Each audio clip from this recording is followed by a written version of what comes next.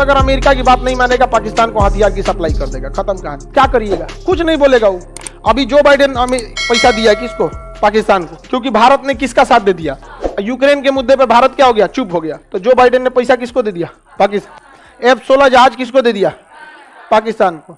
भारत कहा कि क्यों दे रहे हो उसको? कहने वहां आतंकवादी है सब में, उसको मारने के लिए हम दे रहे हैं। आतंकवादी है, सबको मारने के लिए दे रहे हैं। अब आप लड़िए। समझ में आ गया? नहीं आ गया? अमेरिका हमारा साथ केवल एक रीजन से देता है, केवल एक रीजन से। अमेरिका चाइना को नहीं रोक सकता है बिना भारत के सहयोग। समझ में आ गया? अदरवाइज में उसका कोई इंटरेस्ट नहीं है, भारत जीरो। समझ में आ गया? एक हमारा व्यापार अच्छा है, क्योंकि अमेरिका की कंपनियां, गूगल भारत से पैसा कमाती है, माइक्रोसॉफ्ट भारत से।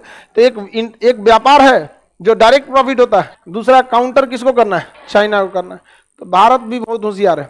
अमेरिका दे रहा था जहाज, लड़ाकू जहाज ले लो, लड़ाकू जहाज। भारत कर निकलो, तुम्हारी वफादारी सद्दाम हुसैन को बहुत भारी पड़ी थी, निकलो। तुम्हारी वफादारी तालिबान को बहुत भारी पड़ी थी। तालिबान को किसने चालू किया था? भारत ने कहा था बहुत अच्छी, निकल। भारत अमेरिका से केवल वही चीज खरीदता है जो युद्ध में डायरेक्ट काम ना है। ट्रांसपोर्ट जहाज, आदमी ढोने वाला हेलीकॉप्टर, लड़ने वाला हेलीकॉप्टर नहीं लेता। खैर अभी अपाची लिया हुआ है। हमारे ज्यादातर हथियार किसे हैं? रूस।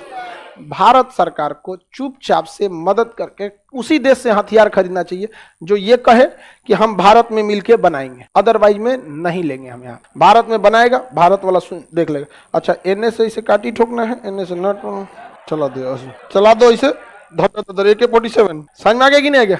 जहां हथियार बने वहां मुंगेर वालों को ले जाना चाहिए। मुंगेर के कितने लोग हैं इसमें? मुंगेर में हथियार के पूरे भयानक कारखाना है वहां। समझ में आएगी नहीं आ गया? मीर कासिम का किला, ये सब कहां पे? मुंगेर में। हाँ, अमेरिका में अमेरिका की जनसंख्या बहुत ही कम है। बहुत ही कम जनसंख्या होने की वजह से किसी की यहाँ जमीन बहुत ज्यादा है। एक तो हमसे बहुत बड़ा देश है, उसके बाद वहां की जनसंख्या कम है। कितना? 35-40 करोड़ जनसंख्या है। यूपी बिहार की पूरी जनसंख्या जितनी है, देखो इतनी से में जितना है उतना में उतना बड़ा देश है, इसलिए वहां पे जमीनें बहुत ज्यादा है। जमीन ज्यादा होने की वजह से वो कुछ करे या न करे, उनकी जीविका आराम से चल जाएगी। जैसे आप ही के पास 200 बीघा जमीन रहे, नौकरी लगे ना लगे, आप तो अपनी जीविका के लिए टेंशन फ्री हैं। तो वहां के लोग जीविका के लिए टेंशन फ्री हैं। अब वो जो काम करते हैं वो नए इनोवेशन के लिए करते हैं। यहाँ जितने लोग बैठे हैं इनके लिए सबसे पहले जीविका जरूरी है। भारत का सारा युवा किसके पीछे पड़ रहा है? फाइनेंशियल सिक्योरिटी ही नहीं है, क्या होगा क्या नहीं। और अमेरिका में टेंशन ही नहीं है, हेल्थ फ्री, एजुकेशन फ्री। समझ में आ गई ना? जमीन बहुत ज्यादा, इतना ज्यादा जमीन किसी की कोई कमी नहीं। हाईवे पे चल जाएगा, एक घंटा गाड़ी चलेगी, दूसरा गाड़ी नहीं मिलेगी, जनसंख्या ही कम है। अब फिल्मों में भी देखिएगा ना, हॉलीवुड बॉलीवुड में, तो एक घर दिखाया जाएगा जो बंगला टाइप का रहेगा, बगल में बगीचा रहेगा 20 बीघा का, वहां कोई रात में अचानक घुसेगा, सबको काट के चल जाएगा। अजीब अजीब टाइप का कहानी दिखाता है आप। और हम लोग यहाँ एक घर में से कूदिएगा दूसरे में घुस जाएगा। तो हम लोग के यहाँ हम लोग का जो सिस्टम है, जो कल्चर, हमारे यहाँ लोग जीविका पे ज्यादा ध्यान देते हैं। समझ में आ रहा है कि नहीं आ रहा? हम ही लोग अगर टेंशन फ्री हो जाए, आप ही लोग को अगर टेंशन फ्री हो जाए, सरकार कर दे सबको 100-100 बीघा जमीन दे देते हैं, कितनों बीमार पड़िएगा एम्स में इलाज करा देंगे। वहां हर एक हॉस्पिटल एम्स टाइप का है, इतनों बीमार पड़ेंगे एम्स में इलाज हो जाएगा।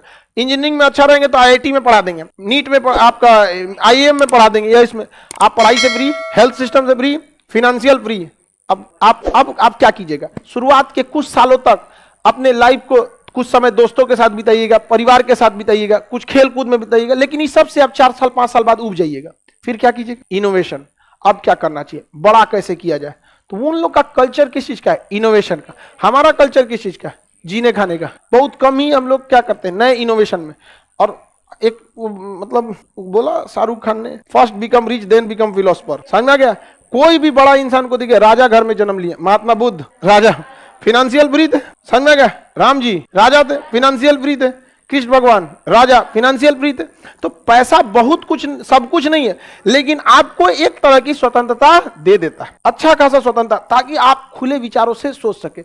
भूखे पेट रह के आप नया कोई आविष्कार नहीं कर सकते। भूखा पेट रहेगा, उधर घर दुआर ठीक नहीं है, तो कहां से रिसर्च करें? तो ये चीजें काफी मतलब अमेरिका को लिए पॉजिटिव हो जाता है। हम लोग के यहाँ इनोवेशन अब धीरे धीरे आगे बढ़ रहा है।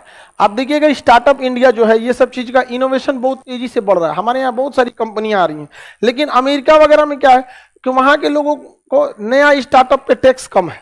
हमारे यहाँ कंपनियों के ऊपर टैक्स बकोट ले जाता। आप इतना टैक्स, अब सोचिए, आप अंदाजा लगाइए टैक्स का जाल कितना भयानक है। अगर हम किसी लड़का से मैप का क्लास लेते हैं 200 रुपये, इसमें हमारा 18% जीएसटी, 2% पेमेंट गेटवे काट कूट के हमारे पास यहीं फीस लेते के साथ साथ 80 रुपया बचता है, 160 रुपए। हम इसको ना 100 पे कलेक्शन करते हैं, सपोज 100 रुपए, तो जैसे फीस लिए ना सरकार इसमें से कितना लेके चली गई, 20 रुपए। हमारे पास कितना बचा, 80। कितना बचा, 80। अब इस 80 में से हमको खर्च करना है अपना पैनल, ये पैनल, कैमरा, मेंटेनेंस, बिजली, ये दुनिया भर का।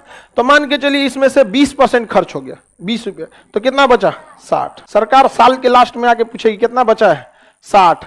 इस पे ठोक देगी 30% टैक्स। कितना ठोक देगी, 30। हमारा पास बचेगा महज 40 रुपया। समझ में आ गया? इसलिए लोग भाग जाते हैं कहाँ पे, स्विस बैंक में। सिंगापुर में ज्यादा जाते हैं लोग, कहता है कि हमारे यहाँ ज्यादा टैक्स नहीं देना, 5% दे दो। हम अपनी कोचिंग का रजिस्ट्रेशन कहाँ करा देते, सिंगापुर में तो वहाँ कम देना पड़ता। हम पढ़ा तो यहाँ कहीं भी सकते हैं ऑनलाइन, रजिस्ट्रेशन कहाँ करा देते वहाँ, तो वहाँ हमको 18 की जगह कितना देना पड़ता, 5%। अगर जिसको बड़ा काम करना है, वर्ल्ड वाइड जाना, भाग गया। फ्लिपकार्ट कहाँ रजिस्टर्ड थी, सिंगापुर। अब थी कहाँ की कंपनी, इंडिया की। तो ये लोग बड़ा दिमाग लगाता है इसमें। अमेरिका के लिए आप कुछ नहीं कह सकते, वो हर देश का काट रखा है। अमेरिका से आप सवाल पूछने जाइएगा ना, हर देश का वो काट रखा है। चाइना अमेरिका के खिलाफ ज्यादा बोलेगा ना, अगर चाइना कह रहा है अमेरिका को कुछ ज्यादा डिस्टर्ब करेगा, अमेरिका किसको हथियार दे देता है, भारत को। और किसको दे देगा, जापान को। और किसको दे देगा, साउथ कोरिया। और उसकी प्रधानमंत्री चल जाएंगी कहाँ, ताइवान में। और नीचे हथियार देगा किसको, वियतनाम को। कहेगा यार कौन अमेरिका से लड़ने जाए, समझ में आया? और आपको अमेरिका के खिलाफ जाना है तो क्या कर लेंगे, कुछ नहीं। किसी भी देश में सऊदी, अच्छा ये मिडिल ईस्ट वाले कुछ करेंगे सब ना, ये मिडिल ईस्ट वाले इराक को कहेगा मार दो, इजराइल को मार दो, बम मार, यहाँ पे मार देता है धोखे। यूएनओ जो है ना, यूएनओ, ये अमेरिका का एक तरह से समझ जाओ तो गर्लफ्रेंड है। समझ में आ गया? कुछ नहीं यूएनओ कर सकता है, कुछ नहीं। जिसके पास बीटो उसका यूएनओ कुछ नहीं कर सकता। समझ में आ गया? बीटो रोक देगा किसी भी प्रस्ताव को, रोक सकता है हमें। आगे बढ़ते हम लोग। यूएनओ 1945 में था, आगे बढ़े। यूएनओ के 5 गो बॉयफ्रेंड, जिसके जिसके पास बीटो है